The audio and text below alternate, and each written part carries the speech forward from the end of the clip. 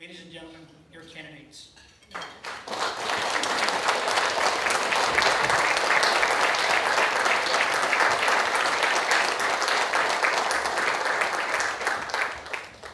My brothers and sisters of the Chamber, 4 years ago, the gubernatorial candidates took this very stage before you to make their case for your vote and support. It was a very different time than times we face today. And for those of you who might have a difficult time remembering, let me walk you back. 4 years ago, a record number of new businesses were opening their doors and expanding. Unemployment was at an all-time low, and local families were returning from the mainland to fill them. New healthcare facilities were opening, and specialty services expanding. Public safety task forces were making a dent in crime and drugs, and on a weekly basis, we were deporting non-U.S. citizen criminals back to their homes, never to return. Statistics showed that crime was declining in numerous categories. The prison population even went down. High school graduation rates were up by 14%. The dropout rate was down by 46%. The inventory of affordable housing was increasing year after year. Household income was up by 18%, increasing your purchasing power. And in the 16 years prior, more land was given to landless Chamorro families than any other time in our history. 4 short years ago, the future of our island was bright. My opponent is presiding over the largest government budget in our island's history, over $1 billion. On top of this, more federal funding has been poured into our island than any other time in our island's history. Despite all this money, we went from a season of record number of businesses opening their doors to a record number of businesses closing their doors, building new schools to an administration that cannot manage getting the new Simon Sanchez High School off the ground. Providing more land to the landless families than ever before is what we did to the governor's policy of taking land away from original landowners for a stagnant hospital plan. Rising family and household income and purchasing power to a season where fathers and mothers are struggling just to keep the lights on and put food on the table. And today, 4 years later, drug addiction is on the rise, crime is on the rise, and we wake up to news stories of our Monaco and veterans living out of their cars in tents, wondering, how did we ever get here? Where we are today is not due to a lack of money. It is due to a lack of leadership. In the last 4 years, without a seat at the table, the business community endured 71 executive orders with emergency declarations that still remain to this day, ordering you to close your business, telling you who could open their businesses and what time, how many customers could enter your business, who could and could not eat at your business, vaccinated versus unvaccinated, with military roadblocks restricting your ability to travel. And you were even ordered not to exercise outdoors. This was a clear overreach of administration, violating your constitutional rights. Your freedoms were taken away. And this is where we are 4 years later. It is not political rhetoric. It is a fact. When I attended this forum 4 years ago, my #1 priority was getting our financial house in order because the government couldn't afford to do anything until we did. After 8 years in office, my opponent recorded the largest Guam deficit ever, over $500 million. He tripled our debt and drained our public coffers. And he handed the next generation $100 million in annual debt payments. When Josh and I took office, the general fund deficit stood at $84 million. We simply rolled up our sleeves, got to work, and we cut that deficit in half months before COVID. Through improved collections, holding the line on expenses, and ending court-ordered receiverships, we turned Guam around. The deficit is now gone, and for the first time in recent memory, we're paying vendors in 30 days, individual tax returns in 4 weeks, and we're putting real cash into our rainy day fund. But it wasn't easy. COVID brought the worst year for all economies since World War II. While Guam has always proven our economy can recover very strong after a crisis, not even the strongest economy in the world can recover human life. I've spoken to many family members who lost loved ones. I felt their pain, and I will never forget them. But I know the actions I took were the right ones, to protect your lives and the lives of those you loved. Josh and I knew the toll this was taking. I'm a businesswoman too. So we pumped over $1.2 billion exactly to business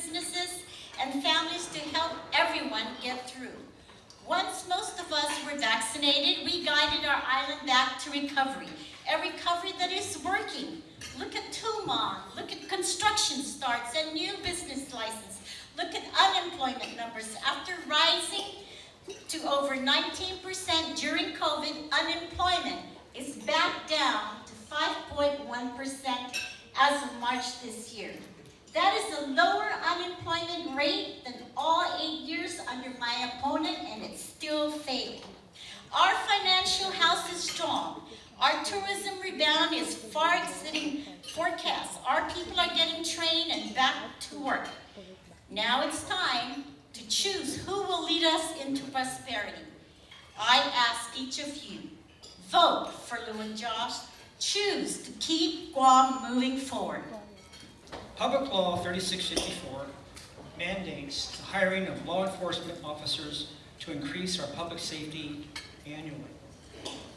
However, many believe Guam is not safe. First question, what is your position on this statement? Second question, what steps will your administration take to keep our neighborhoods, streets, and businesses safe? Public safety is a very strong priority of our administration. Crime certainly is also present in our island. The way to secure the safety of our people is to put more police officers on the ground. That is why Josh and I raised the salaries the first time in decades for our law enforcement. We saw our law enforcement going to other higher paying jobs, and we saw attrition. We wanted to keep our public officers. We wanted to keep our public officers so that they can go out and protect businesses, protect homes, protect the schools. In my time as governor, we built a northern police station. We built a southern police station. We equipped, we hired, we promoted, we gave pay raises. We did everything we could. And the police department responded very well. She talks about the fact that they gave raises, not just to police officers. Whatever she promised, it was given to other safety officers. I always feel that the police officer who's on the street has a higher risk because on a daily basis, they are out there in front of the people. They're out there dealing with every situation, be it domestic, be it commercial. Crime is on the rise. And there is so much fear in this community. You open the paper every single day, you can turn to the front page or the third page and you'll see a crime committed, be it violence, be it robbery, be it drug-addicted individuals, be it just randomness that's going out there. But we have provided for the police. For her to say that that didn't happen, has she built any police station? Has she provided any equipment? They're running around in Mitsubishis. What kind of police cars are those? I believe that we have to declare a state of emergency. If there's ever a state of emergency that needs to be declared, it is with the Guam Police Department, and it is with public safety to fight crimes and to fight drugs. We have to get together a multi-agency approach towards this. And it's true, many police officers have been leaving for higher pay. They should receive premium pay above all other public safety officers because their lives are on the line every single day. We did open a police station right there in Sinohanya. Was it in Cabo? No, it was opened during my administration. And so we are aware of the resources that our police officers need to do their jobs. We are opening a station also in Telefofo, the eastbound station, and that's to provide more services to the south. What are some areas that you believe can be reduced or eliminated from government auspices or control that will not have a bearing on the services the government of Guam provides? In my time, we reduced government employment by about 1,000 employees by attrition, by retirement. In fact, we had to work and provide the funding that several agencies, be it autonomous or line agencies, were not able to provide the government share towards retirement to get them off the payroll and get them into retirement. But we also at that time recognized the need to take the Guam Telephone Authority, which was the last government publicly owned utility in the United States, and go private because we couldn't keep up with technology. We consolidated agencies. We brought about efficiencies. And right now, I believe that there is a real need. We also, at that time, took, for example, the school lunch programs within DOE and privatized it. There are many opportunities when you look throughout the government of Guam where services can be better provided by the private sector. And it would be a wonderful opportunity to work with the members of the Chamber of Commerce to identify where are these services that can be better performed by the private sector that are currently under government operation. Private sector brings about efficiency, it brings about investment. They have the creativity, they have the resources, they have the ability to bring in others. They don't have to deal with procurement. We need to find ways to improve procurement processes. We have to take a look at all the systems within government. I think it's more important to address efficiency of government in that sense. And I'll tell you, our administration has improved the efficiency of government.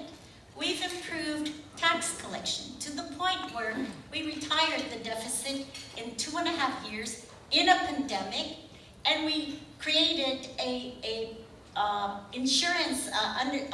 unemployment insurance during the pandemic that pushed out a lot of help to our people. We've streamlined processes. We have looked at automation. We've automated FMS at the Port Authority. We've automated driver's license. We've automated single filing. So much so that tax returns are given back to our people within 4 weeks. And we did not even have to borrow money, like my opponent did. What is it you face with a lot of times when you want to build something or develop it? You're stuck with the building and operating permits, or the building permits at DPW. Occupancy permits happen. The delays are occurring every single time. It slows down development. And if you're able to get through the building or the operating permit or the building permits, you're waiting then for occupancy. Vandalism occurs, destruction to your property, it slows down development, and it delays the revenues that are able to come into the government. You talk about business licenses. How long does it take for you to get one? Driver's license. You need to make an appointment and wait for months to get it. The efficiencies and the problems that are happening here in the government is that they're still operating under COVID-19 guidelines and restrictions. Why not open it up? We're at 99% vaccination rates already. Herd immunity has been long achieved. Every day we read the newspapers or watch the news. Violent crimes against people and property permeate the top stories. The cost of methamphetamine has dramatically reduced in recent years, indicating there is an abundance of supply on the island. If elected, what would you do to combat this drug issue plaguing our island? When my opponent took office, she dismantled the multitask agency Mandanya Task Force. Statistics show that they were very effective in reducing the amount of drugs on the streets, coming into our island, capturing drug dealers, working with federal officials in the federal court and local court, and ensuring that they put a tremendous deterrent against drug abuse, against the sale of drugs on our island and on our streets. How many of you have seen the lives of our young individuals completely ruined? Every single one of us has a family member or relative that is dealing with drug abuse. Every one of us has seen the violence that is out happening on the streets right now. I deputized law enforcement people so they can go to the post office every day, 7 days, 5 days a week, to monitor and confiscate drugs that are coming in. Within the last 3 years, we confiscated 480 pounds of methamphetamine. I also, after decades of not having a detox unit, created a detox unit. Lo and behold, we knew and found that there had been money sitting in a federal grant account that could be used for detox during his administration. Why was it not done? I'll tell you why. Because It takes a nurse who understands the health care, who understands the importance of prevention, who understands the importance of treatment, who understands the social and economic needs of that drug addict, who looks at drug addiction in a healthcare holistic perspective. That's what it took. A person in healthcare who knows about healthcare delivery system and who can move healthcare delivery system to truly deliver and address the needs and the struggles and the pain that families have to go through because of drugs in our island. But the reality of living on this island, I've lived on the streets, man. I know what's happening out there.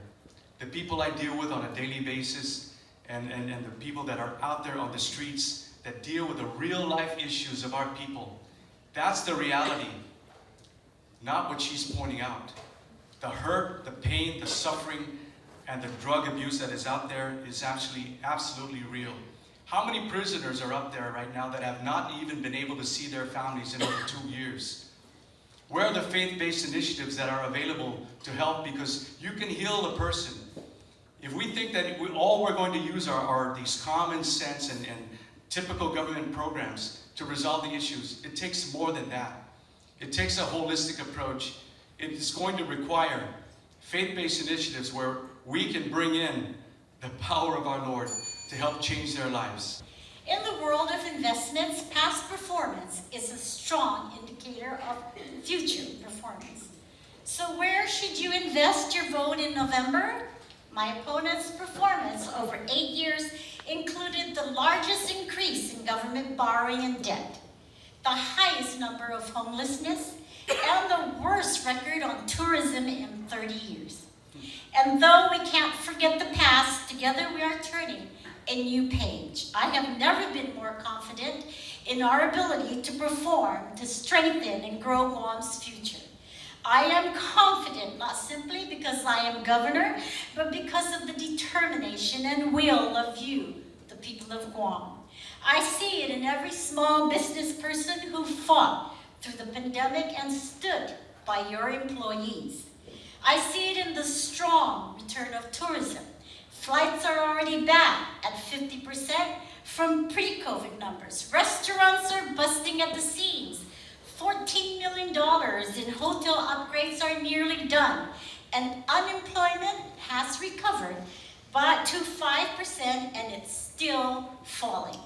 I feel it in the new investments being made in broadband, in our march toward better health care for all, and in the strides we are making toward moving more and more services online. We will all rise with a strong economy that will boost our revenues and bring new jobs. I am ready to work harder for you, to expand the circle of opportunities for everyone, to realize the biggest infrastructure build in a generation, including a new hospital, to make our streets safer and repay the debt we owe for our veterans. Our future is bright. Please join Josh and I to move Guam forward, and I humbly ask for your vote.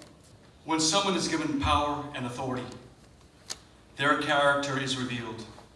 Lou, you have used your executive authority under a declared state of emergency to do whatever you wanted, issuing 71 executive orders, and have governed like a dictator. The legislature had no role, the businesses had no say, and you did as you pleased. The unforeseen consequences of your decisions are now manifesting. It's all on you. You are responsible for all that has happened. You called the shots. You have overreached your authority. You have used fear as a weapon. You have demanded compliance, saying, do as I say, or you will suffer the consequences. Surrender your freedoms and citizen rights, and I will give you money to survive. Big Gov Guam, using federal dollars given to us, will take care of you. You have created a situation where people are now dependent on government welfare. This is not good for our people.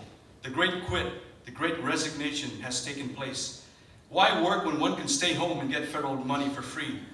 There's a huge labor shortage affecting our hotels, our restaurants and retail operations, and other businesses. Over $2 billion in federal dollars was given to Guam, but all the money in the world cannot buy the voters. They cannot buy their hearts and the minds of the people. They'll take the free money. Who wouldn't? But you cannot buy the votes to secure this election. Our people are not for sale. You brag about deficit elimination and surplus with a $2 billion plus money given to us by the federal government. Even Mickey Mouse could handle that. So how politically convenient it is for you to pave roads on this election year. You had 2.5 years to do it when the roads were empty during lockdowns. You could have done it then, but you chose not to.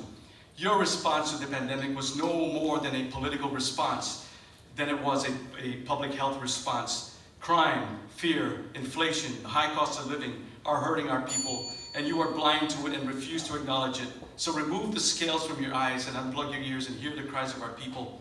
You can't sugarcoat harm and Thank you, Mr. destruction. Camacho, for your Thank you very much. There is a new season coming.